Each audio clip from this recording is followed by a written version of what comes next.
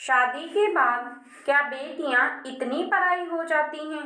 सलोनी के पति को किसी काम के सिलसिले में 2 दिनों के लिए दूसरे शहर जाना था और उसके सास ससुर भी गांव गए हुए थे। तो उसके पति ने कहा कि सलोनी, तुम अपने मायके चली जाओ, यहाँ अकेली रहकर क्या करोगी? वैसे भी तुम बहुत डरपोक हो। चलो मैं छोड़ देता हूँ तुम्हें माँ बाबूजी के यहाँ। सलोनी खुशी खुशी तैयार हो गई। मायके पहुंची तो घर का दरवाजा खुला हुआ था। अंदर गई तो देखा माँ बाबूजी खाना खा रहे थे, अचार और चटनी के साथ। हालचाल पूछने के बाद उसने अपने पिताजी से कहा कि बाबूजी, आप तो कभी अचार और चटनी के साथ रोटी नहीं खाते थे, तो आज क्यों? तो बाबूजी ने कहा, बेटा जी, कभी कभी खा लेना चाहिए, इसका भी अपना अलग ही मजा है। उसने अपने पिता की आंखों में लाचारी देख ली थी। तभी भाभी भी बाहर आई और चेहरे पर झूठी मुस्कान सजाए पूछने लगी, रहने आई हो? उसने खुश होते हुए कहा कि मेरे पति 2 दिन के लिए दूसरे शहर गए हैं तो मुझे यहाँ छोड़ गए।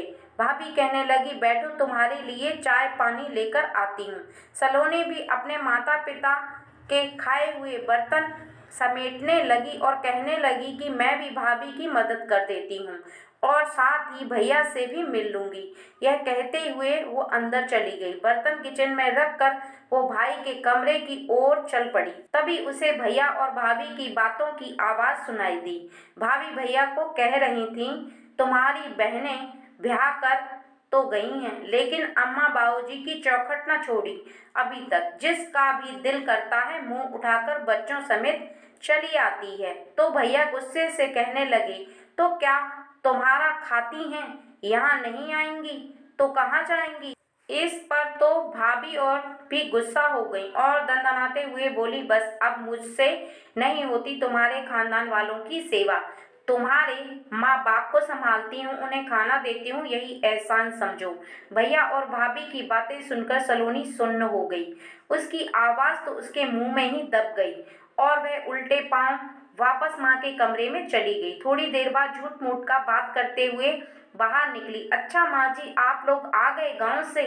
आप पहले बता देती तो मैं अपने मायके नहीं आती। अच्छा, आप परेशान ना हो, ऐसा करो कि आप तब तक पड़ोस के घर में बैठे, मैं अभी आती हूँ। माँ बाबूजी ने देखा तो पूछने लगे, क्या हुआ? अभी तो आई थी और अभी जा रही हो? तो सलोनी ने कहा, नहीं माँ बाबूजी, मेरी सासू माँ और ससुर जी आए हैं, उन्हें ऐसे कैसे छोड़ दूं? अभी मुझे जाना होगा, फिर कभी आ जाऊंगी। आप दोनों अपना ख्याल रखिएगा।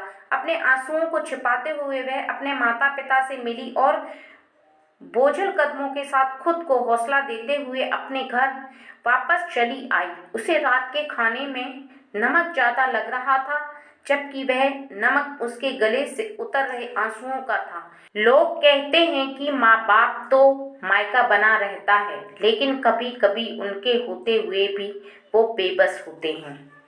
दोस्तों, वीडियो पसंद आए तो हमारी वीडियो को लाइक करें और चैनल को सब्सक्राइब करें। धन्यवाद।